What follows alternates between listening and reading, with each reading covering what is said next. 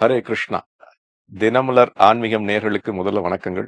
பாவம் செய்தால் நரகம் என்று சொல்லப்படுகிறது. இந்த யமலோகம், நரக தண்டனை பற்றி கருட புராணம் என்ன சொல்றது? நம்மளுடைய புராணங்களுடைய முக்கியமான விஷயம் என்ன? நம்மளை நல்வழிப்படுத்துவதுதான். நாம என்கிட்ட ஒரு நபர் கேட்டார், முன்னாடி நீ கேட்ட மாதிரி ஒரு கேள்வியில, இந்த கருட புராணம், பாகவத புராணம் இதுலலாம் இந்த மாதிரி நரகங்கள் இருக்கு அப்படின்னு சொல்லி நம்மளை பயமுடுத்துறாங்களே தவிர இந்த மாதிரி நரகங்கள் இல்லை அப்படின்னு என்கிட்ட சொன்னார் அவர்.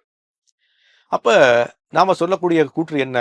வேத விஷயங்கள்ல நாம சந்தேகப்பட வேண்டிய அவசியமே இல்லை. எப்படி ஒரு துருவ ஸ்டார்னு ஒன்று இருக்கு அப்படின்னு சொல்லக்கூடிய விஷயம் இன்னைக்கு நம்ம பார்க்க முடியும். வேதத்துல வந்திருக்கு. அப்ப அதை பார்க்க கண்ணில் தெரிஞ்சா மட்டும் நம்புவோம். கண்ணில் தெரியாத நம்ப மாட்டோமா? கொரோனான்ற ஒரு கிருமி வந்தது, கண்ணால பார்க்க முடியல. உங்களுக்கு தெரியுமா கொரோனான்ற கிருமி எப்படி இருக்கணும்னு தெரியாது. நீங்களும் கஷ்டப்பட்டீங்க. உங்களுடைய குடும்பத்தில் நிறைய பேர் இறந்தும் போயிருப்பாங்க. அப்ப கொரோனான்ற கிருமி இருக்கா இல்லையா? அப்ப எனக்கு தெரியவில்லை, கண்ணுக்கு வெளிப்படவில்லை, என்னால புரிந்து கொள்ள முடியவில்லைன்றதுக்காக அந்த உண்மை இல்லைன்றது ஆகிவிடாது. நரகங்கள்ன்றது கண்டிப்பா இருக்கு. கருட புராணத்துல 28 வகையான நரகங்கள் குறிப்பிடப்பட்டிருக்கு. அதே 28 வகையான நரகங்களும் திருப்பி பாகவத புராணத்துல 5வது ஸ்கந்தத்திலையும் வருது. அதனுடைய சிறு குறிப்பு இருக்கு. தாமிஸ்ரம், அந்த கூப்பம், மகாரூபம் அப்படின்னு 28 வகையான இது வருது நரகங்கள். அப்ப என்ன அர்த்தம்? 28 வகையான தண்டனைகள் அது கொடுக்கப்படுது. அப்ப 28 வகையான தப்புகள் நம்ம செய்யும் போது அந்த அந்த அந்த நரகங்களுக்கு போறோம். எதற்காக போறோம்? நம்மளை சீர்திருத்தம் செய்வதற்காக போறோம். முதல் கேள்வி எப்படி வரும்? அப்ப நீங்க கேட்டீங்க இல்லையா, நரகங்கள் எதுக்கு தேவை? அடுத்த கேள்வி நான் கேட்க முடியும். என்ன கேள்வி கேட்க முடியும்னா, ஒவ்வொரு ஊர்லயும் எதற்காக அரசாங்கம் முதல்ல சிறைச்சாலை ஏற்படுத்துறாங்க? என்ன காரணம்?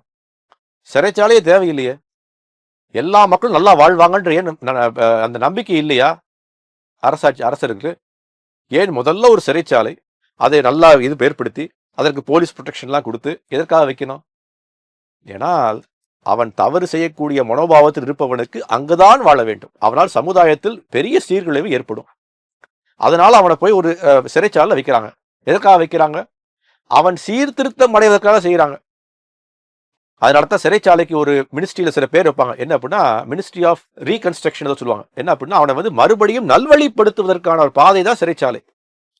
நாம இந்த மாதிரி தண்டனைகளை கொடுக்கும் போது நமக்கு ஏற்பட வைக்கும், ஐயோ இந்த தவறை செய்திருக்க வேண்டாமே, மாமிசத்தை சாப்பிட்டிருக்க வேண்டாமே, அடுத்தவருடைய சொத்தை அபகரித்திருக்க வேண்டாமே, அடுத்தவருடைய மனைவியை அபகரித்திருக்க வேண்டாமே, அடுத்தவர்களை ஏமாற்றிருக்க வேண்டாமே, அடுத்த ஒரு உயிர்வாளிக்கு துன்புறுத்திருக்க வேண்டாமே, அப்படி நம்மளை நினைக்க வைக்க தோன்றும்.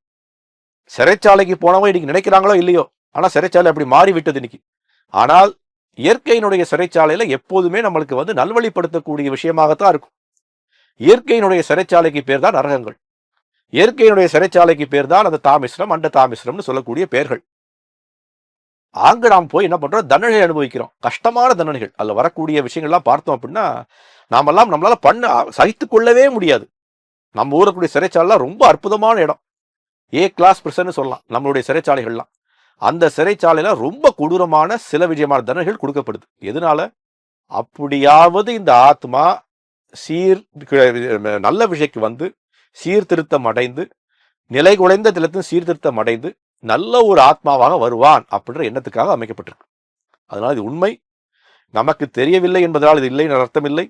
சாஸ்திரத்துல இந்த 28 வகையான நரகங்களும் எங்க இருக்குன்ற குறிப்பும் இருக்கு. உங்களுக்கு வேணும்னா அட்ரஸை குறிப்பிட்டிருக்காங்க. நீங்க அட்ரஸை தேடி வேணா அங்க போய் பார்த்துட்டு வாங்க. ஹரே கிருஷ்ணா.